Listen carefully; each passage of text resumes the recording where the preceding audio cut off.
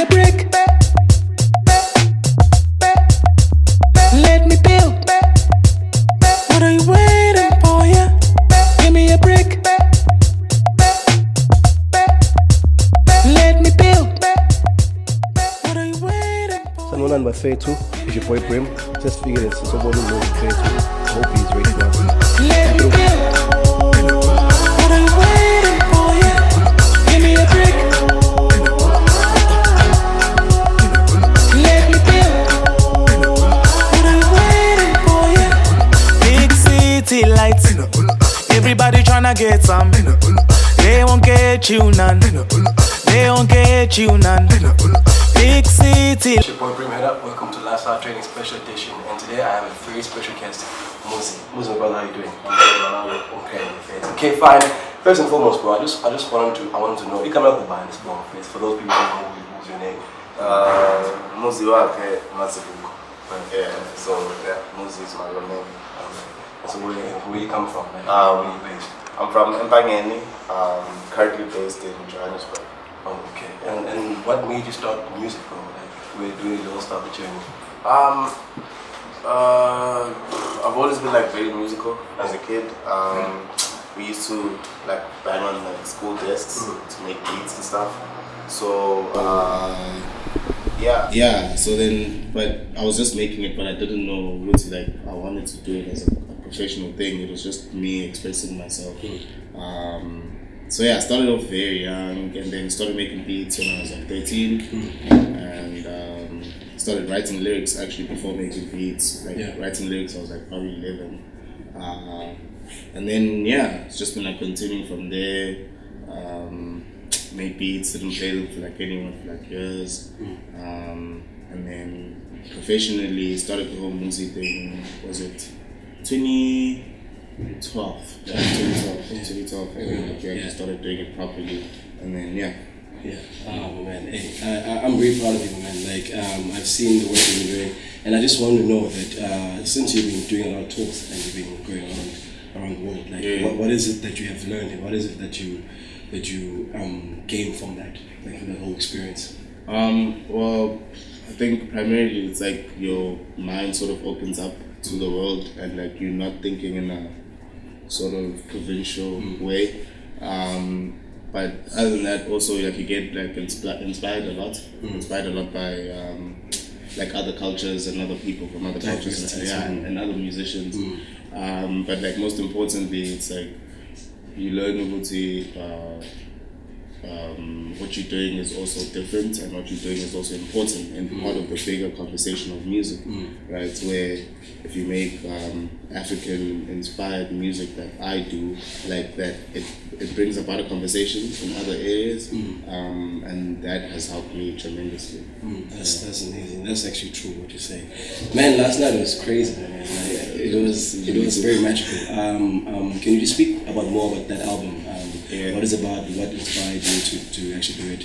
And because yesterday I heard you spoke a lot about the challenges that you had. So I just want us to speak about that because it's. Oh snap! Sorry with my phone. Very unprofessional. Sorry. No, it's okay. It's okay, bro. It's okay. It's my brother. It's cool. So yeah, man. Like, it's called ZENO. Yeah. So what's that about? Like, tell us more about the album. And yeah. Okay. So the album is pretty much it's like a time capsule for my daughter. My daughter's name is ZENO.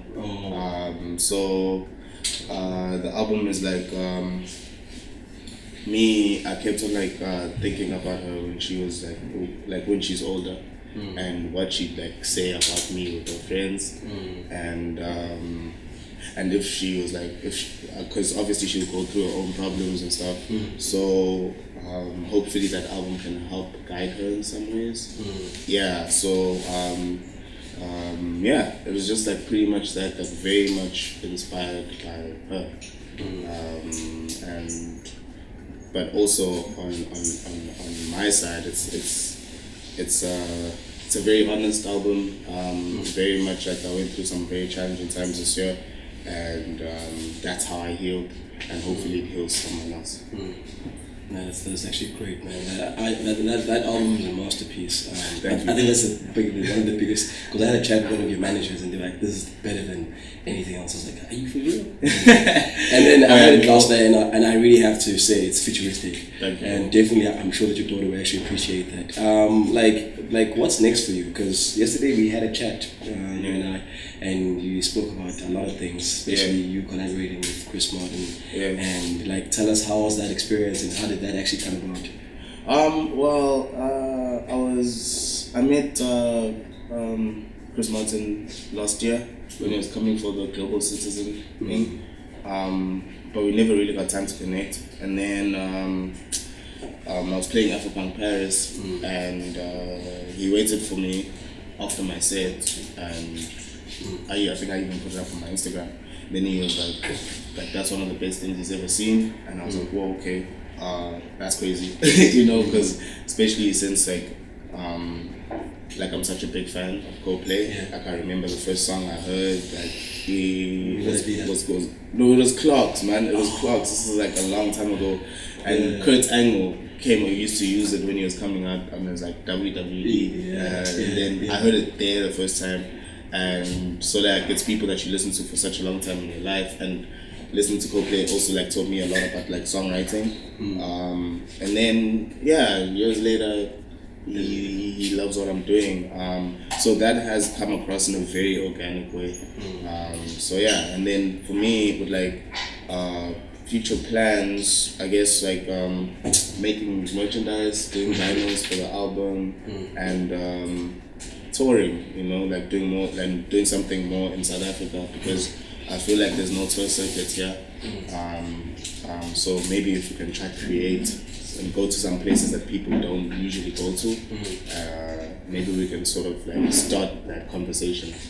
So that's actually amazing. So are you actually thinking of investing in the artists as well, maybe in terms of grooming them, or because like the main thing that we do with as an NPO is that we have a lot of kids that are artists, but they go through so much like depression and anxiety.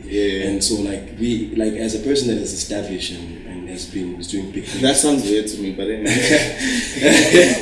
I wonder why. But the person that is established, and we like the whole purpose of us doing these interviews is just to let them know that as a person that you look up to and the person that you always see and admire, they also go through things. So I think maybe you sharing that part and actually being more vulnerable in that manner, I think that will inspire them to push even more. Because right now we live in a very messed up media, where people are driven by media and driven by to try to fit in, and like what can you say about all that? I think for me with the investing in like artists and stuff, I think the most important thing that we need right now is education. Not like formally like in a school setting, but like people sharing their stories and sharing how they sort of navigate the industry. For me, how I sort of go about it is I just try to make the best music I possibly can. There's a lot of kids that like always like, how do you reach more people? How do you and then you listen to the music and it's not good. Right, so you're going at it the wrong way around, because you want to reach as many people, but you haven't even mastered what you're trying to do.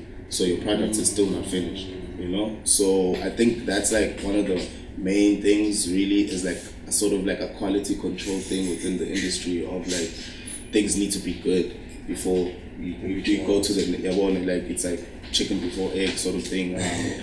So I think that's like, so it's like more of a knowledge. I'm willing to do that. I'm willing to like do talks or whatever. Like on my experience, I'm not saying it's the truth, but it works for me. Just like the focus on the art first, and then everything sort of comes from there. You know. So I think every industry would go really well if we focused on that, and then obviously because it's the creatives, it needs like investment into that for that thing to grow. I think I tweeted about how like the industry doesn't have like any real infrastructure to develop artists, you know. So that is like a thing that maybe we can sort of like work towards together. I do not know how, you know. You're just putting it out there. But I'm putting it out there, you know. I'm putting it out there because I know that we need to eventually create our own spaces, but those spaces obviously need funding. But yeah, like the arts are like very important, I think, in like every country's history, you know, and for some reason I don't know why here it's not like that. I don't know why it's like here it's like there's not much investments going into the kids, and if there are, there's no contingency plan. So it's just like I invest in you once and then hey, good luck, you know. There's no like follow up and follow through with things.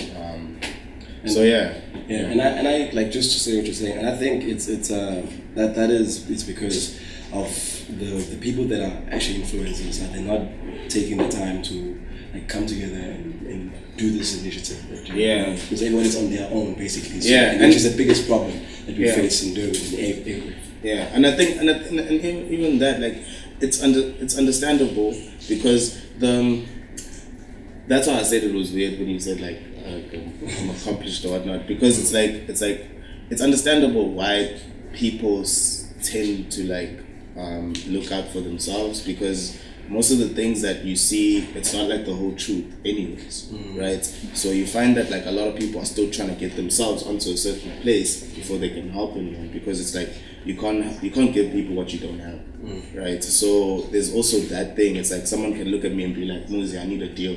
MUZI, sign me, I'm good. And then I'm like, I'm still trying to get me up there. If I get you on here right now, I'm actually cutting your legs off. You know, like I'm actually doing you a disservice. So I do know that there are people that are on like certain like sort of levels in their career where they can help.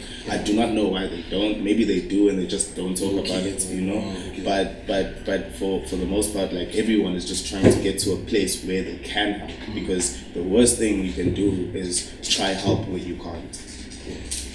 That's actually, you know what I mean? Like try to help and then you fail, and then now not only have you done a disservice to the person you're trying to help, you've done a disservice to yourself. No, I hear you. I hear you. You know, brother, I just really want to say thank you, man. Like, for this time. Thank you for your time. Thank you. No, I'm just saying, like, but I'm being real. Like, thank you so much for giving the time of day to come through and interview you, my man. And you're doing an amazing job, bro. Thank you. I just hope all the best for your future, bro. Thank you so much. So, man.